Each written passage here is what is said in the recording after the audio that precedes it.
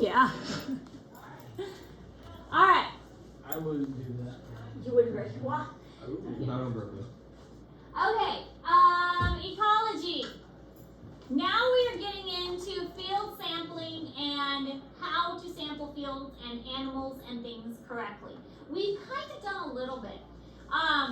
The pitfall trap, I am pleased with its setup and its success. I mean, we caught a newt, and I was very pleased with that. I had no idea that newt was out there, and I am really happy with our success in capturing it. I am going to teach you other types of field sampling techniques now. There are many ways that scientists will sample organisms out in the field, and we are going to learn about a lot of them. But before we do that, we need to learn how to identify things. We've been talking about identification for a while, but I haven't really taught you strategies yet. Strategies for identifying is going to be helpful as we move forward. There are ways that you can identify things to help you, instead of having to, how do I say this? If you remember one thing about the animal, you can usually remember, like link it in your head, saying, okay, if I remember this, this is what it is. For instance, like putting words to a bird call, or remembering that a dog paw has its claws out and a cat footprint has its claws retracted. Little things like that are going to help you with identification.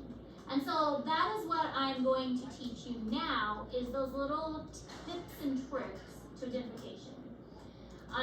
That's going to help when we actually get out into the field and identify things. Because with ecology, yeah, we've learned kind of the basics of ecology, but it's not going to do you a whole lot of good if you don't know what you're looking at out there. And if you don't know how to remember what you're looking at.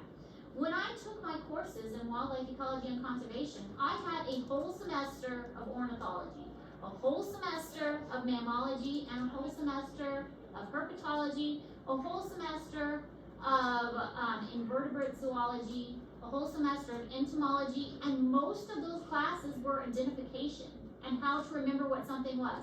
A whole semester of local flora, where I had to identify plants. And I mean, that is like 2 years right there of just identifying things. And so you need to learn, if you are interested in the outdoors, these little tips and tricks to figure out what things are. So you need to focus on some of the smaller pieces of things in order to kind of grasp the bigger concepts. As we go outside, especially now that things are growing more, there'll be more plants that we can identify together that I'm going to be pointing out more frequently. Be more of the flowering plants and things like that. Keep your Google Lens handy, which you will not be able to use for the task, but which will be helpful as you are practicing. And again, that Merlin Bird ID app is going to be really helpful as you are learning your bird calls.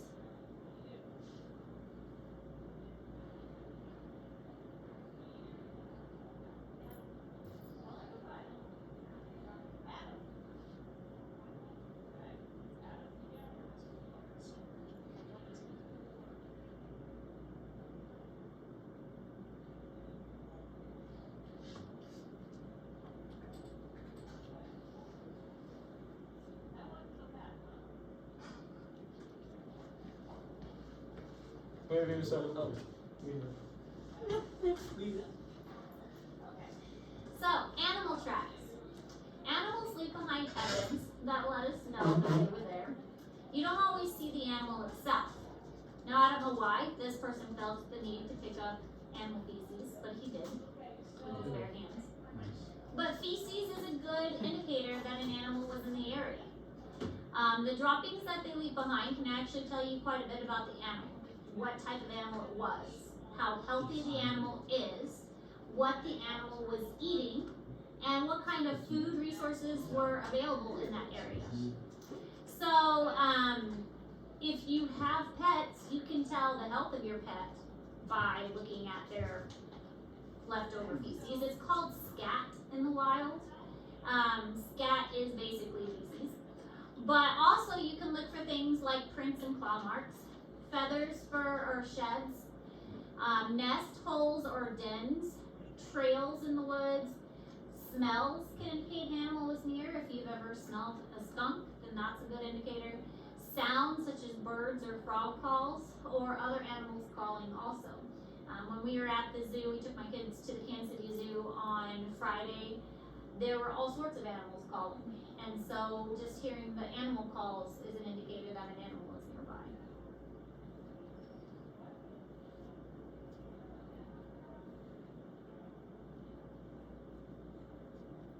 It's going to be on the test. You got to pick up some animal pellets and do them. We can find some owl pellets. We can dissect owl pellets. You guys done that? You've done that before, right? We've done, yeah. Was it pellets or was it the, what was it? Surely you've done owl It's like a, I don't think it was pellets. It was like a hawk. But you pulled it off and found bones inside? Yeah. It was probably owl. It might have been owl. We found like maybe like rat or not squirrel, but rat probably. We used to do it at the zoo all the time. We found some really cool stuff before. Found some bird skulls. We found a spine and a tail one time. That was We never pretty did neat. the cow actually. I think they stopped doing the cow eyeball by the time we got there. I'm surprised by the lack of dissections that this district does. Until me. Then I just blew that out the window. Dissect everything. You don't follow Bryce up? We should.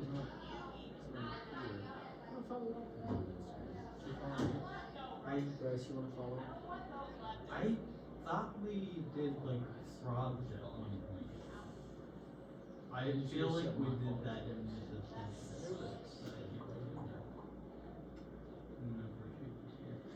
And then me, we do.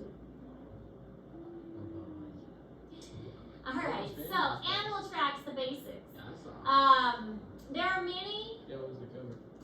different types of animal tracks. Apparently, I forgot to put a list in Google Classroom. I will see if I have that list and put it in Google Classroom. The best way to identify the tracks is to pick out a few key characteristics. As I mentioned, dogs always have claw marks because they can't retract their claws. Cats have their claws retracted, so they do not have, they just have like the paw prints with no claws. Opossums have opposable back toe, so their toe is kind of out at almost an angle. Rabbit tracks are really interesting. They look like they're going backwards because when they jump, their front or their back feet go in front of their front feet, so it goes too far forward. So when they are moving, it looks like they're moving backwards. There's a picture of it that I'll show you. But it's because their back feet move too far forward when they're jumping. So it looks like they're going the wrong way. Are you gonna ask for examples, like what a Canada and Philly is? Probably not, but I might put a track on there and ask you what my track is. Wait, what? I might put a picture of a track on And just be like if it's and ask you. Canada or Philly. I was supposed to tell if it's Canada or Philly. Well, I know, but like the cats can stick their claws out when they like track When them. it's just walking, it's not walking. This is just like if you see a track in the snow. It's just walking along. Bryce, shut up. One of the things we used to do at the zoo is we would make like these scenarios in in the ground with paw prints of what, and the kids would have to predict what happened based on what they saw. I'm about to beat the crap out of Bryce. Get him to shut up. Whoa. Whoa. Very aggressive. Should take that as a threat. Should I report you? I don't know if he's a threat. I'm trying to get some word after work. Merlin Burdock. Yeah. You might have to enable like sound. And you'll have to download a pack,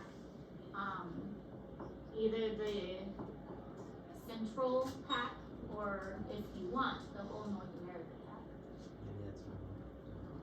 Shut up, Bryce. Hi, uncalled for. I hate him so much. Why are you being Why? so mean today? Yesterday, he was pissing me off at practice. What did he do to you at practice? Because I find that hard to believe. Bryce never really even talks. What? Yesterday, he literally drove off after practice and flipped me off. No, I didn't. I Bryce. see Bryce flipping people off. I hate you so much, Bryce. Why are you being so mean to him? He needs it. Ooh, Nobody needs it. I hate you so much, Bryce. why are you being so mean? You're like top two, not two, the most hated people. Like, What? you know, Of the people at that table, who top do you think two, I'm not going to two. believe? The most, of everybody at this table, the people I hate the most, Bryce Hawk. What? I literally like Brennan more than Bryce Hawk. No offense, but Well, why are you sitting at the table when there are other tables for you to sit because Tyler's here and Don't tell me AJ's to come here. over here. Aaron, don't you think I won't go over there? Do it. I'm friends with Alicia. She might not be there, but I'll go over there. I don't think she wants it either. What? I Pretty Oh sure my she wants This is the truth. Probably not. Yeah, you point. Alright, so here are different animal tracks. Missouri does have quite a bit of wildlife. So learning different animal tracks not only is fun, but it can be helpful. You can figure out what kind of animals are in the area. Last year I had a little pond in my front yard. It was just a container pond. We had some fish in it. The fish kept disappearing. Most likely we had a raccoon who also liked our pond and seemed to think that the fish were a good little treat. So here are some examples. What type of paw prints are these, do you think? Raccoon. Opossum. Look at the thumb. Most likely a possum, because the back paw here has an opposable thumb. Opossums have an opposable thumb on their back foot. What about this paw print right here? Dog. It is some kind of dog, probably a coyote or at least a dog species, because you see a nail print at the tip of each toe. What kind of paw print here? There. Raccoon. You can't see it. I mean, I really can't see it. It kind of looks pointy at the end. It's raccoon. Is it raccoon? Is it a cat?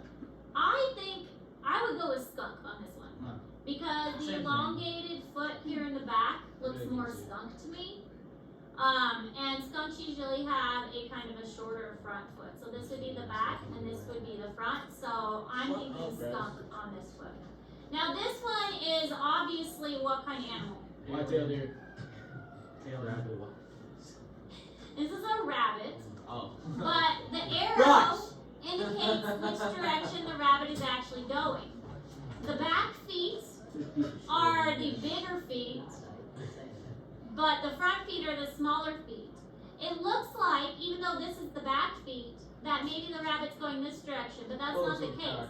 Because of the way the rabbit jumps, the back feet swing forward, and the front feet kind of end up behind. So the rabbit is actually traveling this direction. It's just the back feet kind of end up in front. So the rabbit's actually going this Boy, direction. your haircut looks like the haircut from Dumb and Dumber. Come on now. Alright, so scat, or animal droppings. Scat is the sciencey term for it. You can determine the health of the animal and what the animal is eating, especially recently, and if the animal was in the area. So that's another thing you can do. If it's really fresh, then that means the animal was there really recently.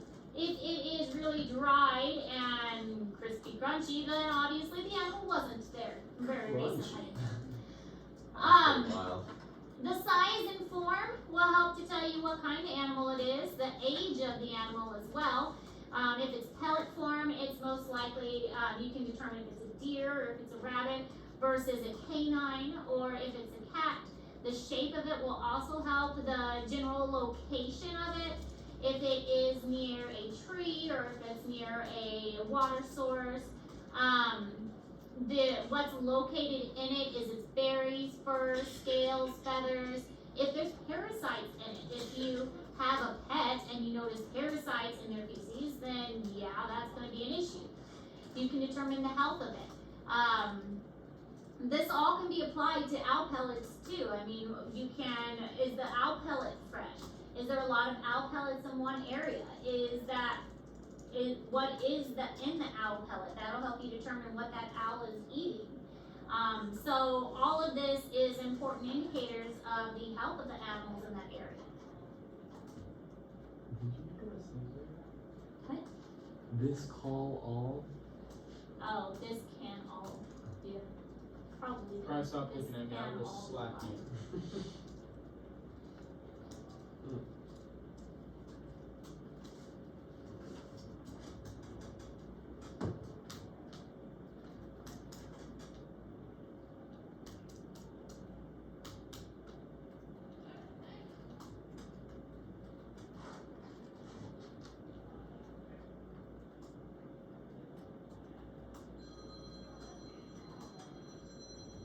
Someone's phone is ringing. Not it.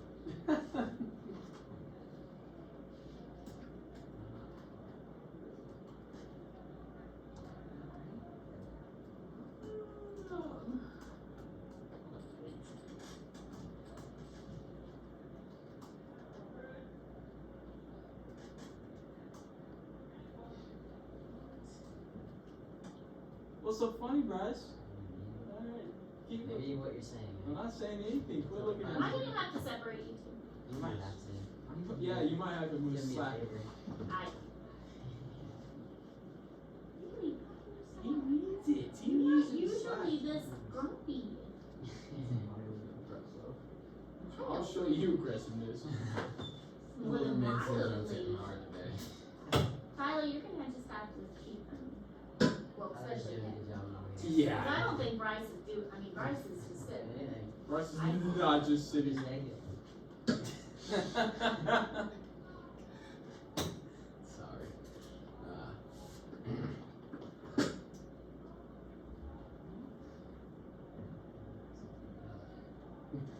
What all do you have planned for today? We need to go to Tractor Supply because we have a Tractor Supply in the building. And get pellets for my rabbits, dog food, I'll slap and you, Bryce. It's just that so I simple. can like clean all the pets. And then I have to work on lessons. Blood drive stuff after school. That's what it is. When does the blood drive? April Well, that's 18th either is the blood drive, but we'll have a meeting about it tomorrow, so I have to make sure that everything is okay. I'm a little worried about, I don't think we're all gonna I'm fit not in gonna here fight Starbucks. tomorrow. And Yeah, HS has gotten big, You inducted a ton of people 15. This girl, compared to how many were in here before. Well, it was already crowded before. look at the movie. I'll try and keep the What about meeting you, short Jason? so we can. There's a lot of people think who've she's mixed? been through blood drives You before. would be so- correct. She is mixed. So it's doesn't I don't have to get I thought her you were signature. white. I can just done. Outfit. Alright, so here is, this is in Google Classroom, some of the feces we might run across. So, some of them are more likely to see than others. Obviously, we're not going to see a black bear. But we might see a coyote. Never know. Let's That go to one- the sorry. The other day, it was the week before spring break. I was driving up to school and I saw a coyote run across the road, and then like a mile later on J Highway, I saw an owl fly across the street. So just within Shut you know up. 5 minutes of each other, I saw two really cool wildlife. So I mean heard it's an owl. The beef is too. what? I heard an owl like at Wow. It was like a You heard an owl at night. well, I've never like heard the call it was making. What was the call making? Was it the? That's it. That's not Good now. That's job. not now. Say that again. Shut up, Brian. It was Shut making up. like a call I've never heard before, so I was like, I'm about what's to throw to something at outside you. my window right now? That bird app would tell you. Yeah. That bird app would tell Brian, you. shut I up. was- Brian, shut up. I was driving home one night, What you know, did like I- after dark, And I hit it out. in my Dodge Grand Caravan, and an owl hit me actually. Aw, it's so I sad. thought it was a freaking big one too, because I thought it was a turkey at first, just kind of sitting there. I couldn't really see it, and then it got up. And I was like, oh, and then it started flying just right inside the Dodge Grand Caravan. Sad. I was only going like 35, I know, so but still sad. yeah, he flew off. Oh, well, He that's was okay. maybe just. Yeah. Dude, Wilson's hit 2 owls in his lifetime. Oh my god. So, there's lots of other examples. I mean, the one we're gonna run across the most is we might run across some deer feces, and we'll definitely run across some rabbit droppings too. Little brown. Here's some other examples of different kinds of feces. This one is more of a guessing game. You can't really read. Gray But you wolf. might be able to read under here. That big one's gray wolf. Probably don't have gray wolves around here, but coyotes definitely. Domestic animals definitely. Why does it have enough claws? That's not no poop. Alright, this is what an owl pellet looks like. If you ever have the chance to open an owl pellet, it is a lot of fun. These are various hip bones. This is a skull and a jawbone. This is a backbone. Some more jaws. This is another kind of hip bone. These are some vertebrae. So it's really quite fun if you've never dissected an owl pellet. Basically, the owls can't swallow or can't chew their food, so they swallow the whole thing. And then this is all the fur and the bones that get compacted, and then they regurgitate it and spit it out. So it's the stuff they can't use. This is a rib right here. Bones and skulls. There's a lot of bones and skulls that are another indicator of animals that are left behind. Part of my myomology class that I took, we had to identify animals by their skulls. There are tips and tricks. We're not going to get into it in detail, but if it is a dog skull, they have a crest on their skull. Cat skulls have kind of more of a smushed face and a more of a rounded skull. You can, if you really wanted to get into it, look at teeth and count teeth number. Dental formulas for how, like the different kinds of teeth that they have would give you an indicator of what kind of animal they are, because each animal has a different dental formula. So that's another way that you can identify the animals. But each of these, what is this? This is a coyote, red fox, domestic dog, and a wolf. They all have this crest on their skull. Nice. And so that's an indicator that it's a canine. Nice.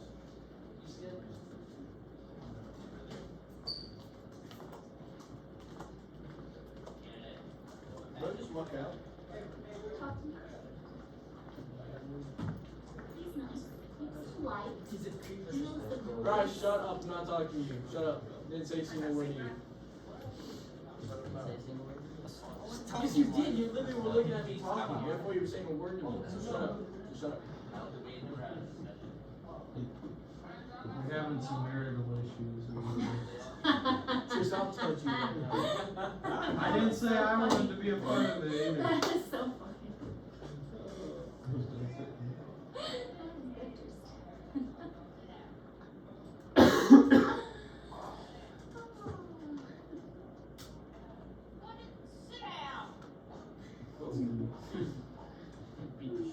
Alright, so here's some other examples.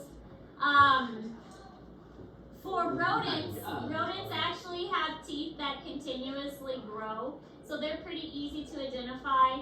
Here's a cat skull because their skulls are more rounded and it doesn't have that crest.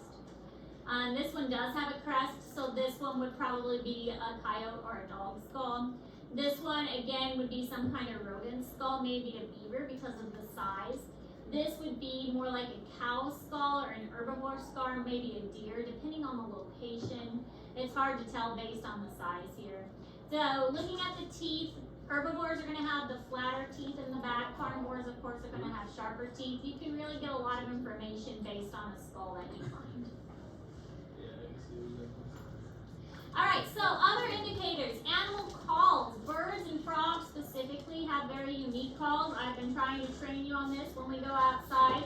Bird calls have a unique call. Putting words to it helps. Same with frog calls, or at least matching it to a sound you are familiar with. Some frogs have kind of like, I've compared it to a squeaky rocking chair or something like that. The cardinal, I think it sounds like a car alarm. Comparing it to something you're already familiar with, or putting words to it. The robin, now that robins are back, I think it sounds like it's saying, here I am, repeatedly. Here I am, here I am, here I am, here I am. So that's how I remember it. But if you can compare it to something you're already familiar with, then you can remember it better. A really good ornithologist, an ornithologist is somebody who studies birds, can just sit in a field and just listen, and they can hear all the birds and identify them all. Also, it's just kind of fun. Red-winged blackbirds are becoming more common in this area now. Their call is called, it sounds like conclave when they make the call.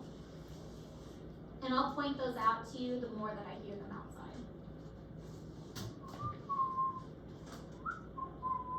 What bird is that? Shut up. I think it's just mad at the world today. Yeah. Feisty. Hi, Steve. You talk about him like he's a newborn kid or something. Feisty. Don't say a word, bro. I'll take notes, right?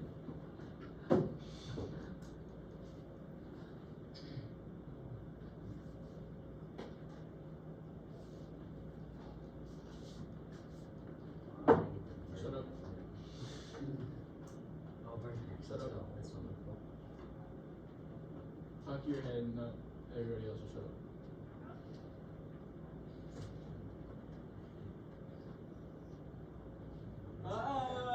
Shut up. Can you?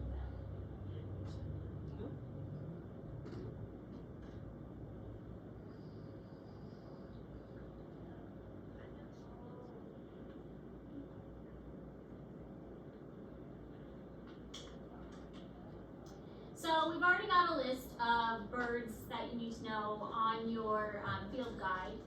And so there's also one in Google Classroom. A list of frogs you're responsible for, and that's also in Google Classroom. So how to identify birds? There's visual. You can look at the bird and hopefully see them. We've got a couple binoculars in here that we can use. One of them is my pair, my personal pair. That's a really good pair that I will let you guys borrow if you're careful. Paying attention to where it's found is another way. Was it in the water? It's a waterfowl. It's going to be found in the water. Is it in a tree? There's a lot of perching birds that are called passerines that are found in trees. Was it on the ground like the killdeer, for instance? Was it eating? If so, what was it eating? Is it eating a rabbit? Well, probably a hawk or a raptor of some kind. Is it eating insects or seeds? What is its overall shape and size? Was it a tiny bird like a sparrow? Was it a big bird like a turkey vulture? What is its color? Does it have more than one color? Is it very colorful like a starling with iridescent colors? Or is it kind of a dull color like a robin? Or is it got like a very red breast like a male robin, or is it a darker color like a female robin? Because males and female birds usually have different coloration. So there's a lot of tips to identifying birds. Is it flying or gliding like a turkey vulture? We've all seen turkey vultures just kind of gliding in circles. That's something that's easy to identify even from a distance. We can identify a turkey vulture just because of its gliding pattern that it glides in a circle. There's a lot of ways that we can identify birds.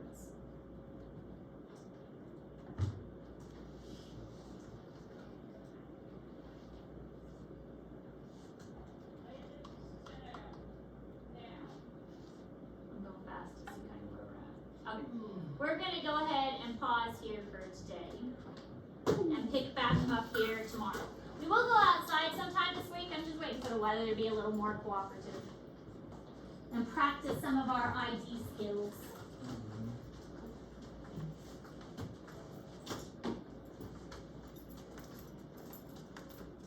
Although I do love me a good thunderstorm.